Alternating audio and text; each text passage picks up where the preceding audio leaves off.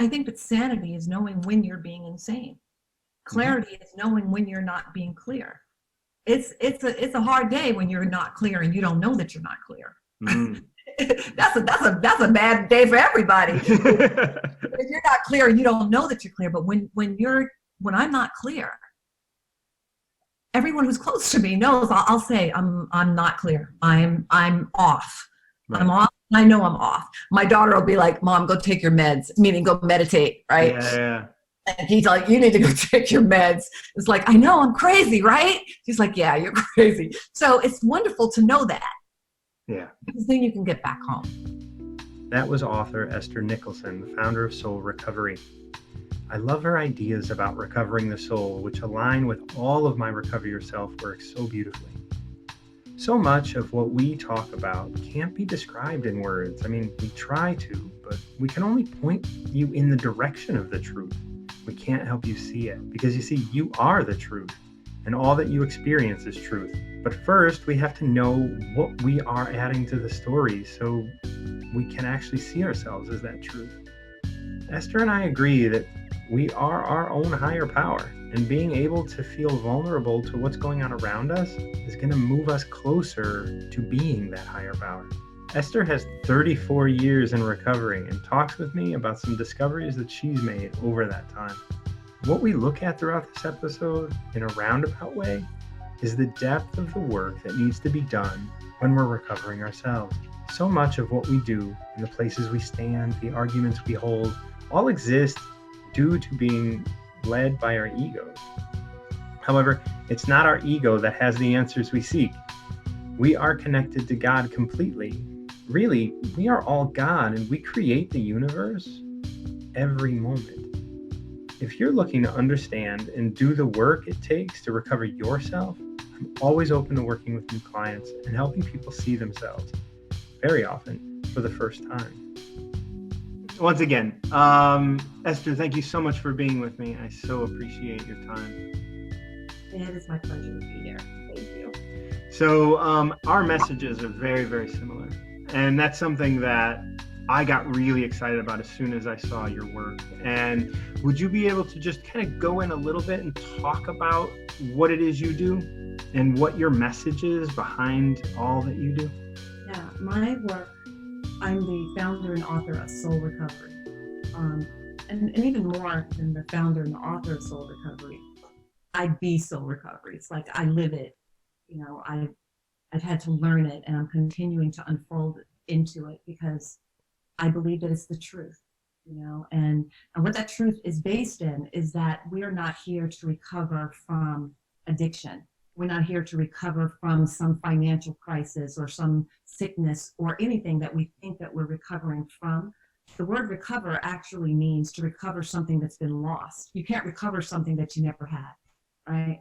And so we're about recovering that essential nature of wholeness that was created out of.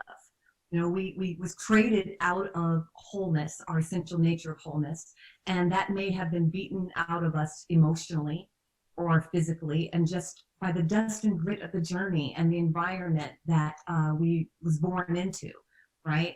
And so we've been conditioned to believe in something other than our wholeness, our magnificence, our truth, right? We've been conditioned by our familial beliefs, our ancestral beliefs, our generational beliefs, our environmental beliefs, right? It has nothing to do with who you are on an authentic level. Right. Who you are authentically is wholeness and beauty and freedom and peace and joy and love. And we've forgotten that. And so recovery, soul recovery, is about recovering the soul.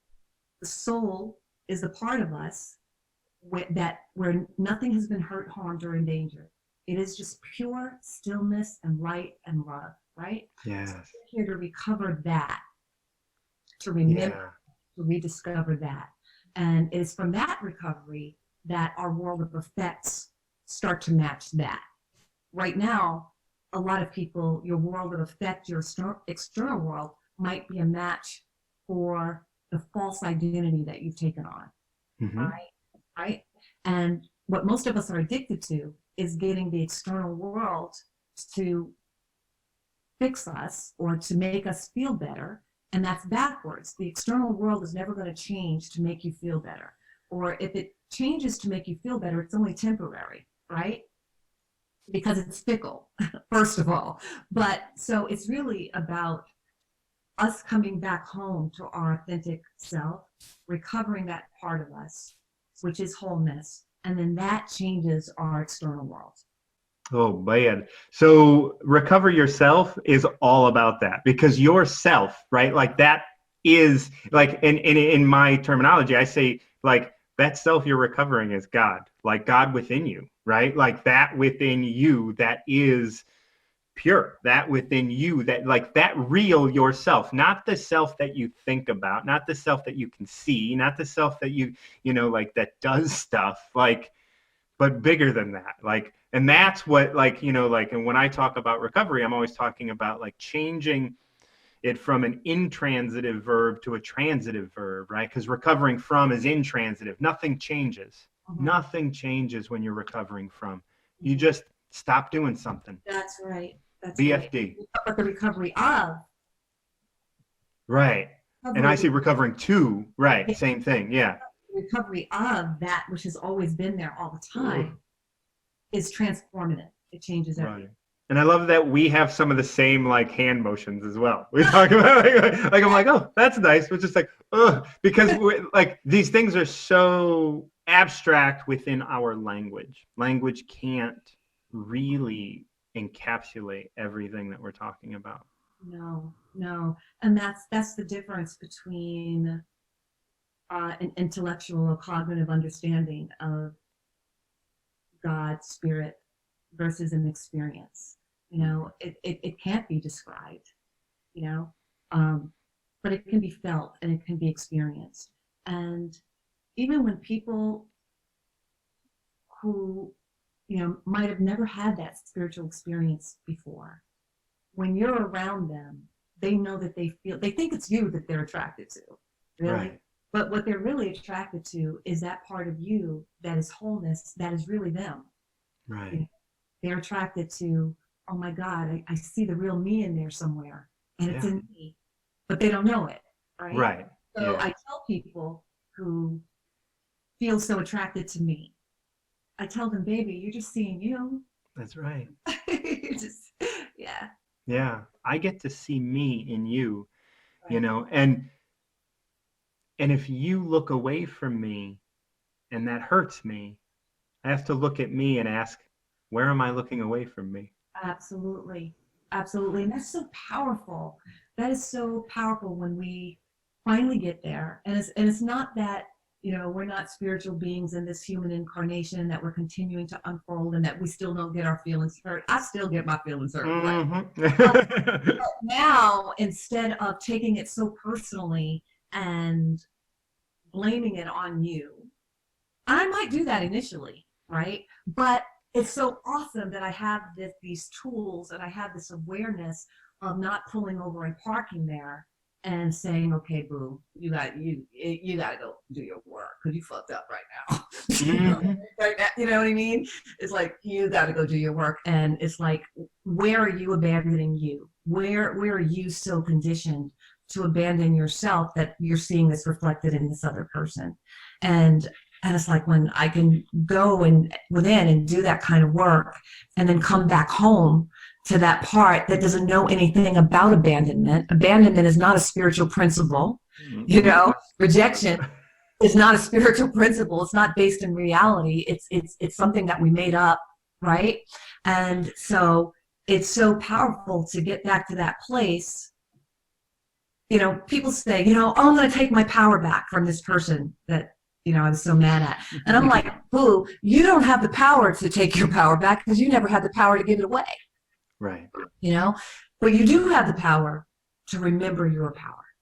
Go on. Your power, right? And I want to get into how did you figure it out?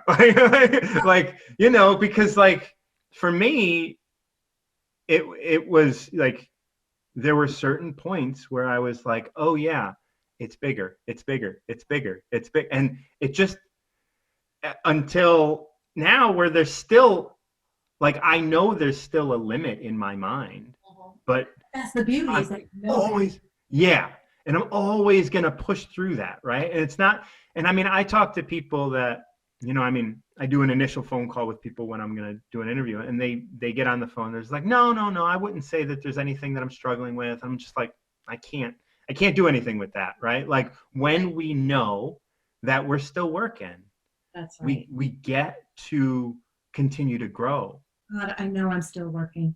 Yes. But the beauty is to know that, like, because there was a time during my evolution when I thought that, oh, okay, I'm here, I've arrived, right? Or I didn't know that I didn't know that I didn't know. I didn't know that there were higher dimensions that I didn't have access to yet, Right. which I think makes the pain that much more acute. But with where I am now of understanding, it's like, wow, okay, so enlightenment doesn't have, a stop sign, right? It's like, and scripture says, and I love incorporating scripture and all kinds of wonderful ancient healings and teachings into the 12 steps and all of that. And scripture says, my thoughts are not your thoughts, and my ways are not your ways. So every time I get stuck in thinking that I know something, I go into, but there's a power within me that knows more than this. Right. That knows more than even what I think I know right now. And I'm just available to that, and I'm receptive to that. Right? Oh, so today I do this Recover Yourself discussion group now, Monday, Wednesdays, and Fridays. And today we talked about vulnerability. And vulnerability, today, because of COVID-19 and all this, like, vulnerability about like getting sick, or vulnerability about how our economy is just, crashing because of, vulnerability. and I talk a lot about putting up that facade, and everybody doing it, and everybody in culture doing it. We're strong, and yet it's just hiding weakness, right? Like, how does, and I guess this is a question just for me and in this conversation, how is vulnerability showing up within you today? Well, I have not felt vulnerable or anxious in terms of the virus itself, because of the work that I do, right? I just, and I'm cautious to not be in denial about what's happening, but also not giving into it as well. Right. Like being prudent about what we're being asked to do, but just not letting that take over my head. And I actually have a class tomorrow night on connecting to stillness, safety, and peace in times of uncertainty, right? Like, so I was doing that before this happened. And so I always talk about, what you're putting in your account, like your deposits in your spiritual account, so that when something like this happens, it's not that it's not a concern. It's not that you're not looking at it, but it's not taken me over. It's not taken over my life. Now, where it hit my vulnerability is that I'm a speaker. And so I travel all over the world, doing keynote talks and all of that. Well, I've had like 4 or 5 things canceled on me. This is how I make my living. This is my passion. This is what I do. And so it was I'm just coming out of it from last week, where I was like, what the fuck? Right? And like looking at my finances, and it's like, what's going on? And I felt that fear, and I was like, just really noticing that, and just kind of feeling kind of frozen, like, okay, all right. I have to like recalibrate my business and all of that kind of stuff. And feeling in that moment, like frozen, like, what do I do? And then, because I don't like feeling that way, not only because I don't like feeling that way, but because I practice the presence of God so much that I know it's not necessary that I hang out there, right, that I immediately start saying, bring me home, God, bring me home. Bring me home, so that I can feel the peace, so that I can feel the clarity and the certainty, not in what's going on out there, but in what's going on in here. Let me know that these engagements that canceled, or my work, is not my source. And my source is my connection to the divine, and that it will reveal exactly how I need to be sourced. But I had to walk through that. Probably still walking through a little bit of that today. You know, it's like you and me both. I'm really just now getting grounded in that again, right? Because I'm not willing to hang out in fear and anxiety and like all of that. You know, I tell people, you know, you don't go to the restaurant or the grocery store when you're starving, man. You know, so don't be like looking for jobs and all that kind of stuff out of this place of desperation. Right. Come from a place of centeredness and knowing who your source is, so that that which is for you can reveal itself. So that's been my vulnerability. And then yesterday, I was doing so well, like with my eating and my drinking my water and all that kind of stuff. And yesterday, it's like, bam, that mental blank spot happened. I went and got some sugar, and I'm like, what the hell are you doing? And so I just had to kind of be compassionate with myself about that. And today I'm back on track, and that's what's happening. So I love it, man, because like I actually, like what you expressed could have just been me in those states, because like it on Monday last week, so a week ago today, is when I really understood like all of the stuff that's going on. And it was Wednesday that all of my workshops for this week were clear, they were canceled. And so I was like, okay, well, I got to figure my shit out. So I just, you know, Thursday and Friday were just kind of like deer in headlights. I mean, I was doing stuff, of course, like this isn't like I laid in bed for 15 hours a day, right? Like, but I was kind of low energy and just kind of like doing a lot of stillness. And then I decided, okay, we're moving online, and that's fine. That was something I was thinking about doing anyway, and all of it. And it all really lined up. And here I am today. And I'm feeling a lot better, and I'm doing my shit, and I'm going through and making it all, you know, just getting back in my like routine, right? Getting back in like wake up, journal, exercise. Yeah, I had a great workout this morning. It was great. It felt so good to be outside, and I was like, okay, I'm starting to feel normal again. That's right. So yeah. And it's beautiful, because you know, this is the journey. This is like knowing that there's stuff. You know, I mentioned this morning in my group, like a lot of people think when I say, oh no, I'm doing fine, you know, like I'm good with this, a lot of people often think that like, oh, well, you're minimizing. And I'm like, well, no, I just understand the depth of things a little bit more, right? Like, it's not that, like, even though I'm a deer in headlights, I'll express that, but I'm not gonna like go engage in it, right? And like engage in being down there, right? Like, I'm just like, okay, like I'll spend my time there that I need to spend, and then I'm out. And then I'm like, all right, now what? Absolutely. Because how we come out of this has everything to do with how we're going to be in it. That's right. Jan Levanzant has a great book called There's Value in the Valley, right? And the value in the valley is, who am I? What's unfolding? What is emerging through me? What am I learning here? What illusions and blocks am I releasing in the midst of this thing right now? Which has everything to do with how powerfully and how successfully I come out of it. That's just the law. That's just universal law. Yeah. So I'm not saying to be in denial or, you know, to not acknowledge that you're in fear, because I think to acknowledge that is the only way it can heal. It's the only way that it can move, right? But no, you don't get to pull over and park there. And that's right. Clients, I tell that to myself. It's like, we can't afford it. You can't afford to pull over and park there. If this is not what you want to create for your future, then acknowledge this, you know, let's suck on the pacifier for a minute, touch our tummies, be with our inner children, all that kind of stuff, and then get up, do your spiritual work, and come home and allow this infinite power that is within you.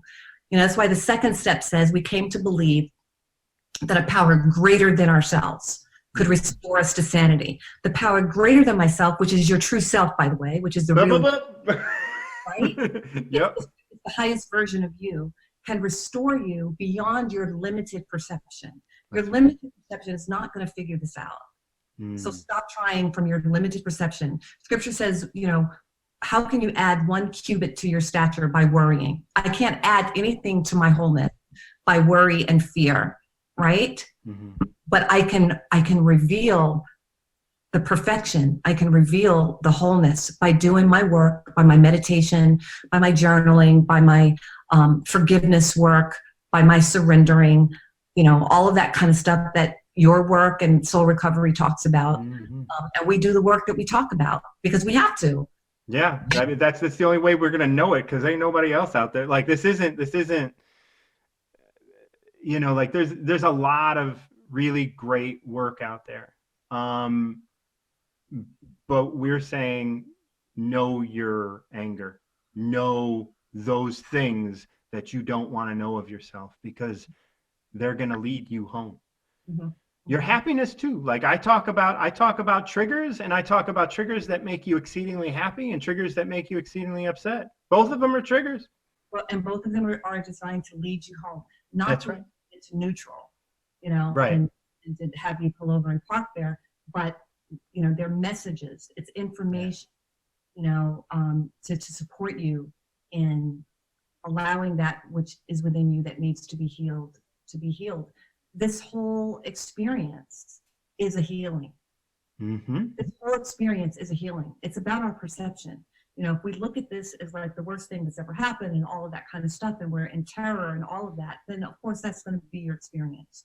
But if we can look at this as, wow, what a gift that is forcing us to go deeper than we've ever gone before. Mm-hmm. And every time I'm forced to go deeper than I've ever gone before, it's like, God, that sucks, but thank you. I love you so much. That's right. Right? It is not easy to continue digging, and people that get exhausted by it because they're early, you know, they're early in the process, you know, it's tiresome. Like, you know, like you got to put your thoughts on trial, and then you realize how many of those thoughts you need to put on trial. Well, that's why too, you know, I know that we're speaking to your audience. Yeah. And so I don't know how far along they are in the process. But we also understand that people that are in the beginning of this process, you're not going to know how to do this by yourself. Mm-mm. You know, so the stuff that I may be saying or the stuff that you might be saying, it's like, I remember at a time when I was at a place in consciousness where it's like, this just would not, even you're saying this would scare me, right? Yeah. Because my ego would be saying, well, what? I have to release control? Like, you know, so it would be scarier to hear this conversation that you and I are hearing. Yeah. And then there are some people that will be listening to this. It's like, I have a feeling for that, but how do you do it? Right. But how do you do it? You know, and so that's where I come in, and that's where someone like you come in, where it's like, hey, this is what we do. Reach out to us and hook up with us so that we can support you in knowing how to do this. And, you know, what we're talking about, we're showing you, hey, look, you know, we're still working through our stuff too. Yeah, but it's so much more powerful to work through your stuff. I'd rather work through my stuff in God any day than work through my stuff thinking that I'm alone. That's right. Right? Yeah. So, you know, getting back to brass tacks of what this podcast is going to be, like, how much time do you have? How much clean time do you have? 24 years.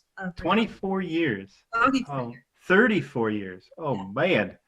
Man. In your time, what have you discovered about your patterns within your recovery? Like, and not just within your recovery, it's in your life at this point, right? Right. What I've discovered is that when I am in emotional and spiritual relapse, when I'm disconnected from my soul, that, as Maya Angelou would say, I'm in danger and I'm dangerous. I know that. The stats are in, and I'm clear about that. And that has nothing to do with drugs and alcohol, right? That when I'm clean from, you know, drugs and alcohol, 34 years, or any mind altering anything, you know, for 34 years, which, you know, and it talks about that in some book, right? Like that's just the icing on the cake, right? That's necessary. Yeah. But the real work began like after that. Mm. right? And it says in the big book, there's a long road of reconstruction ahead. Reconstruction, right? And man, has my road of reconstruction, it's been painful. It's been painful, as I've gotten up off of the floor out of the fetal position so many times, like going to each level of evolution, in the uncertainty of who I am and all of that, and then finding God again, right? And then acting on self-will again and getting disconnected again, and then finding myself again. And it's like it just all all of these different areas, with learning about money and finances, and learning and embodying that, oh, money doesn't come to me, money comes through me. And what is my consciousness about that? And how was I raised in relation to that? Like, how was I conditioned around that? And then healing that whole thing, what I mean? My healing in relationships with men. I used to say, I used to hold on to a relationship until my nails were bloody, right? Because I went into it expecting abandonment and rejection, not knowing that, again, that was some childhood stuff, some childhood conditioning. So just learning all these things and just allowing, like, layer after layer after layer to be dissolved. And sometimes it felt like, ripped away from me. Who's that? Was it Michelangelo that said his sculptures came by? They were already in this. Yeah. What didn't belong there? God. Right.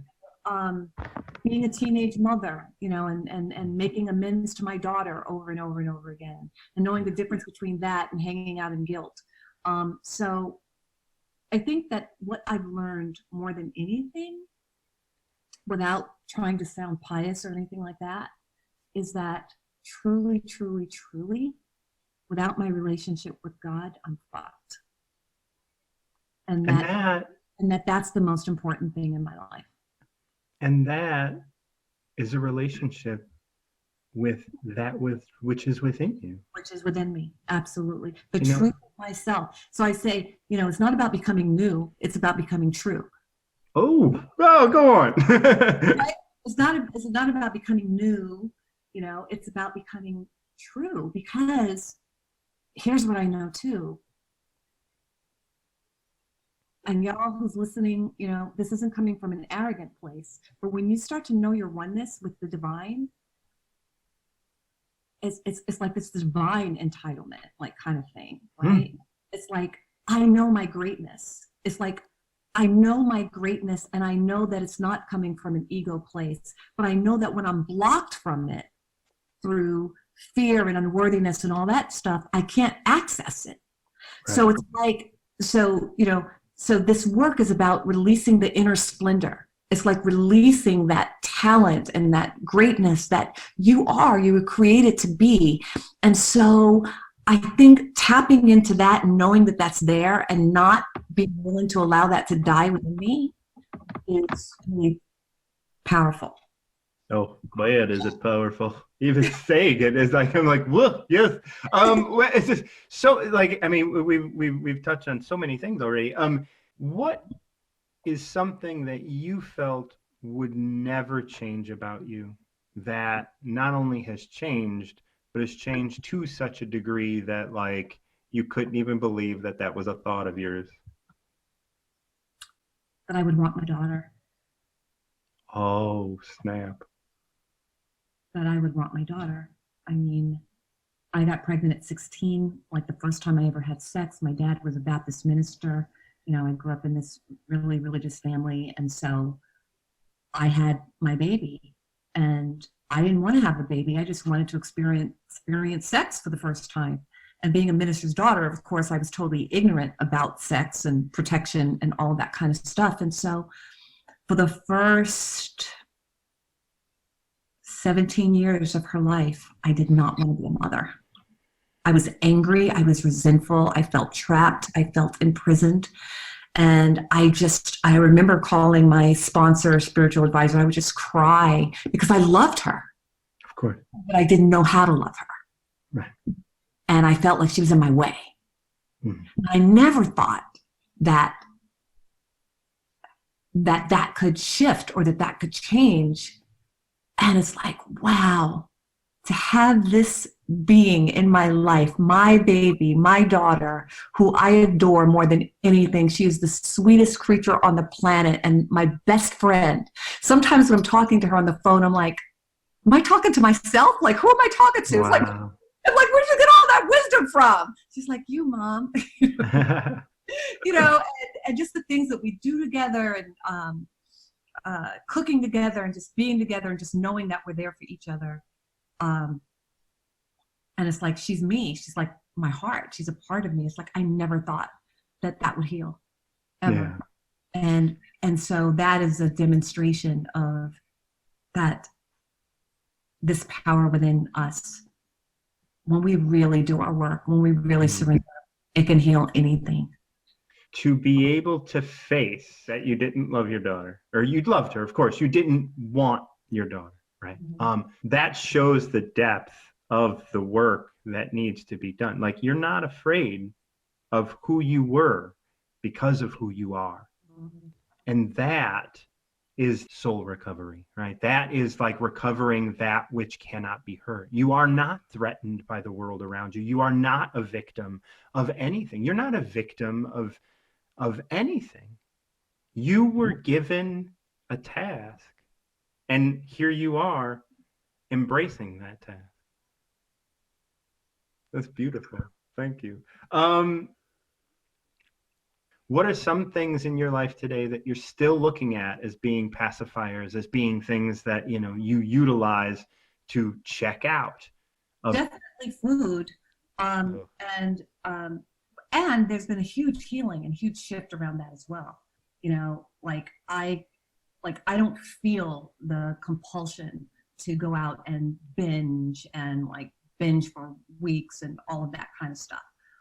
Like I used to, right? Where I couldn't function or something like that in the early days of my recovery. Now it's more like,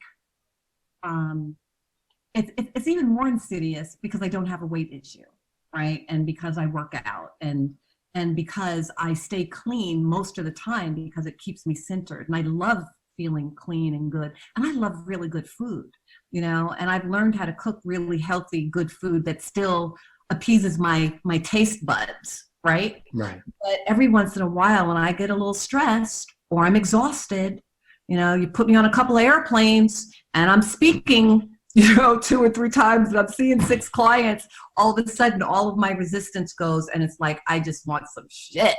Right. And then so what I'm looking at now is like, yeah, sweetie, but it hurts you.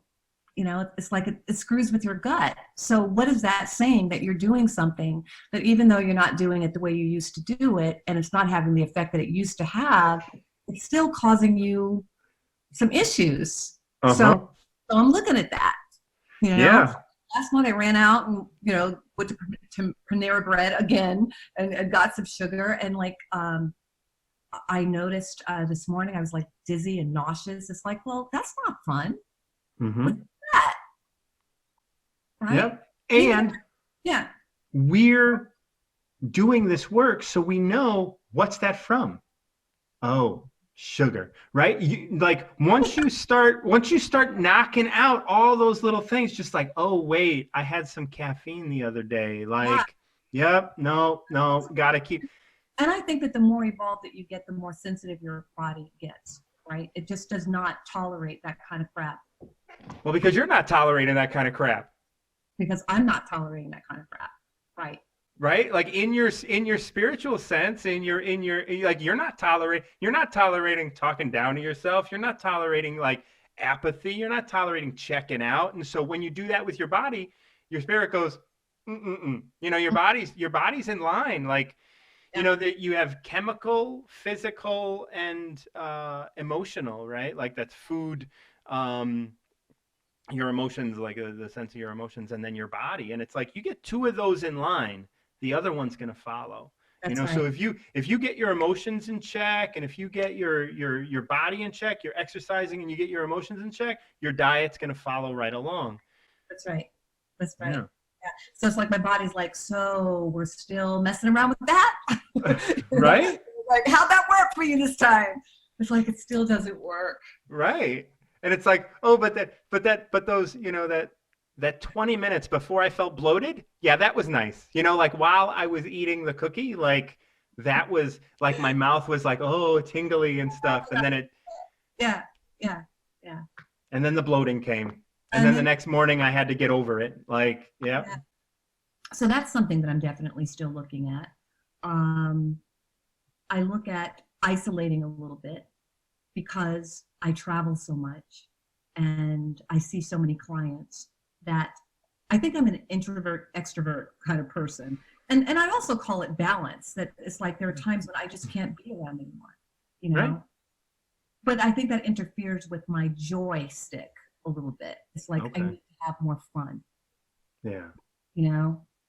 Yeah, And because like workaholism, right? Like that's another thing that could be getting in the way of everything. yeah, Just yeah, like, oh, my work is tied to my value in some way, and yeah, like that's something that I know that I struggle with that all the time. Like I have to be doing something, and then like I had someone tell me, you don't always have to be doing something, and then I yeah, was just like, right, okay, well let me do something. And I'm like, no, chill right. out. Like literally giving myself permission, saying, I give you permission today, sweetie, to let it go, to take the day Yeah. off, to have some fun, or to just rest.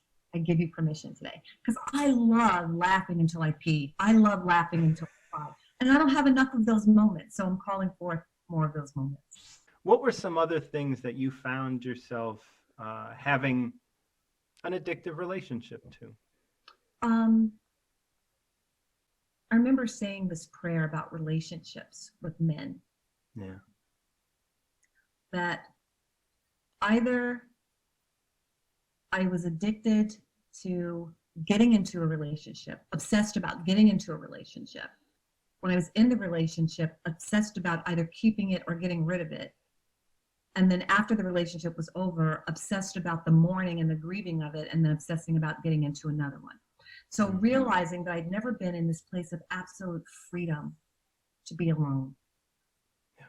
And like before crack cocaine and alcohol and all of that, I tell people I was addicted to fear and I was addicted to men, right? I was addicted to fear and I was addicted to boys or men, whatever age I happened to be at that time. And of course, we know that means being addicted to looking for love in all the wrong places, looking for that validation and that, you want me, you love me, I'm beautiful, blah, blah, blah, which Right. I consider to be, I call that the mother love wound. I had the love wound, Yeah. right? And so for years, it was like one relationship after the other, or either I was trying to get into one, or I was struggling with the one I was in, or mourning it because it had left, and then trying to get into another one. I remember that day when I was like, I'm so ready to be free from this. And it was scary to release the need to be in a relationship, the need to leave a relationship, the need to whatever. It was scary because my ego was like, well, what if that means you're never in a relationship again? Right? If you release all of those trap doors, what if that means you're telling God you don't want to be in a relationship again? And somehow God handled that. And I found myself, being single and being like so clear, getting so clear. When you get so clear about who you are that you would marry yourself. Oh man. Like when you get so clear that you're the prize, and that you've seen on the back of those cars, that they might have children in the car, and the bumper sticker says "precious cargo, be careful." Oh, okay, yeah. It's like this. My heart is precious cargo, Mm-hmm. and it's like just being very mindful of where I share my energy. and who I share my energy with. I love everybody, but everybody don't get it, right? Like, Mm-hmm. because I know what this is. And That's right. to have that kind of self-worth today is really, really powerful. And so that has been a huge win in my life. Oh man, that's beautiful. And I have to say, I resonate with that completely. Like coming to a place where it's like, I'm the person that I've always been in a relationship with, even when I was with other people. That's But they right. were showing me those things about me that I couldn't Right. be with. That's right. Yeah. Yeah. So it's really powerful, and it's powerful to not be in a place of need, you know. Um, and I would love to share my heart and my life and my love with my beloved. And I've had friends say, well, how do you know? And it's like, you know what? I have no idea what he looks like. I have no idea what that is. But I know what it feels like. And I'll know it when I feel it. And That's right. and other than that, it's like I'd rather spend my time doing other things that I love to do than just to share that kind of energy with someone who's not, not that for me. Because Right. I'm clear. I'm clearer Yes. than I've ever been about my value and my worth and what's important to me. So Oh, that's taken a lot of recovery and a lot of spiritual and emotional maturing for sure. yes.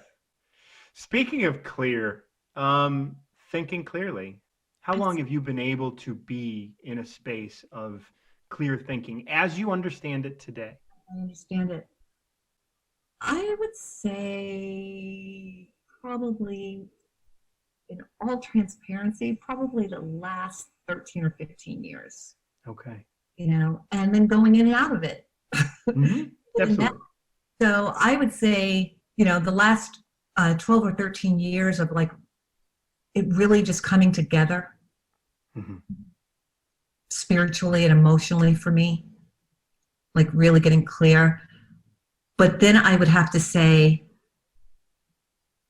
consistently and really being connected, probably the last 2 years. Okay. And even in that, having my moments.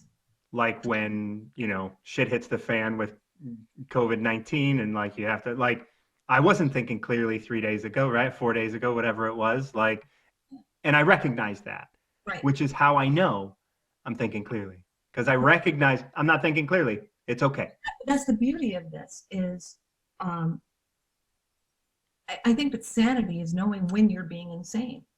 Clarity is knowing when you're not being clear. It's a hard day when you're not clear and you don't know that you're not clear. Mm. That's a bad day for everybody. If you're not clear, you don't know that you're clear. But when I'm not clear, everyone who's close to me knows. I'll say I'm not clear. I'm off. Right. I'm off. I know I'm off. My daughter will be like, "Mom, go take your meds," meaning go meditate, right? Yeah. And he's like, "You need to go take your meds." It's like, I know I'm crazy, right? She's like, "Yeah, you're crazy." So it's wonderful to know that. Yeah. Because then you can get back home. Right. Then you know this is going to change. Because thinking clearly for me always revolves around this too shall pass, right? Yeah. Like it always revolves around the only constant is change. If you're sitting here thinking this is never going to change and this is the way your life is going to move forward, you're not thinking clearly. You're not thinking clearly, and that's hell. Yeah. That's the definition of hell, right? Because like now it's like what is happening right now is going to happen for the rest of my life. I'm going to be miserable. I'm going to be alone. I'm going to be hurt. Yeah. But the beauty is like there have been times when I've been in such pain and despair, and I had no idea how it was going to shift or how it was going to move. And I would even say to God within, I have no idea how you're going to pull this one off, but you've never failed me. Mm. You've never failed me. So here I am, all fucked up, and do your thing. I love it. It's Yeah. so beautiful. Do you have an instance in your life, and I'm sure you've had plenty of these, in which you've woken up one day to the fact that you are a different person? Like you've been a different person for a while, and then something happens that makes you go, whoa, I would have never said that 6 months ago. Absolutely. Absolutely. Or whoa, that thing that just happened would have flipped me out like maybe a couple of months ago or a year ago. And it's like, I'm reacting to it. I'm responding to it. I'm not reacting to it. I'm Right. responding to it so differently, so much Right. than I ever would have before. Or just like just having that knowingness of, oh wow, I'm having a transformational experience here. I'm not the same. Like, Right. wow. Yeah, all of that. Can you give me an example? Maybe about 6 months ago, right? What? Where I was just in my prayer work and just declaring my value and my worthiness. And sometimes, you say these things to make yourself believe them. Right. He's believing them. And I remember saying this, and it's like, I knew it. I knew that I was.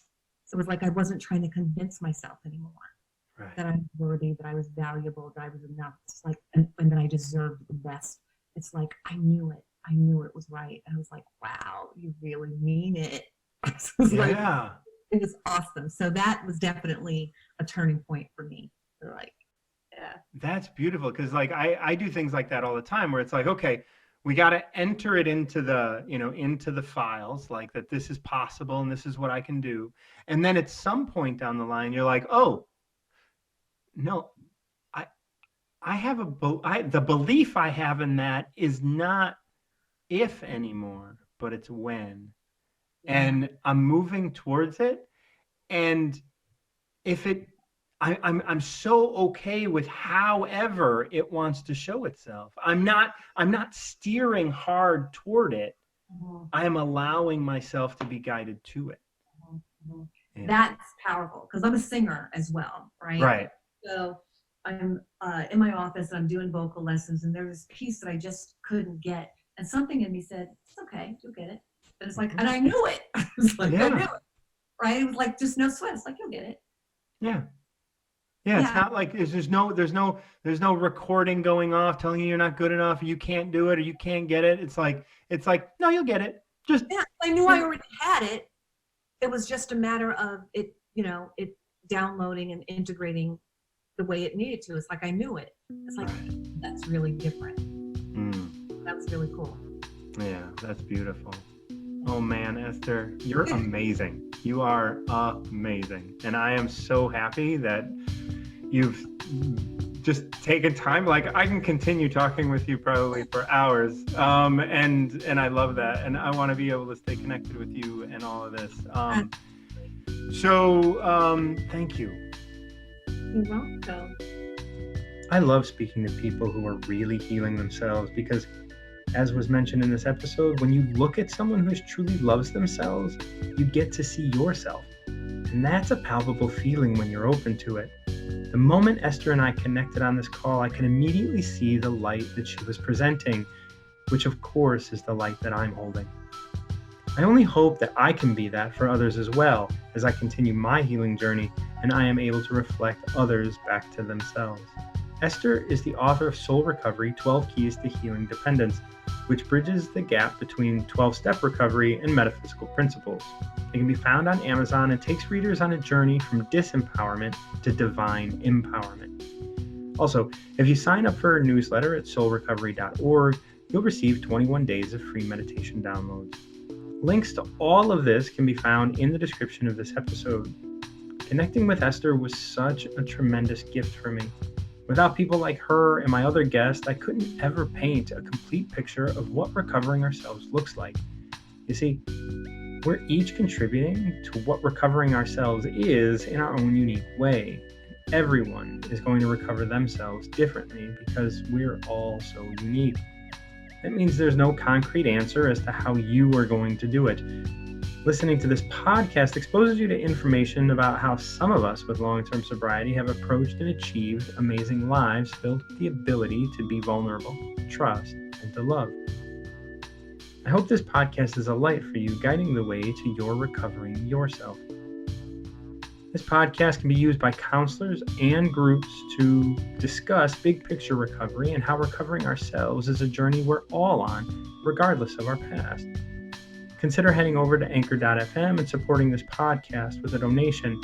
While you're there, feel free to leave me a message and comments, suggestions, and criticisms, all of which I would be grateful to receive. If you are someone in long-term recovery and can relate to the concepts presented here, reach out to me on my website or on social media. Once again, I'm your host, Managing Long-Term Sobriety, MartinJon, and until next time, keep recovering yourself.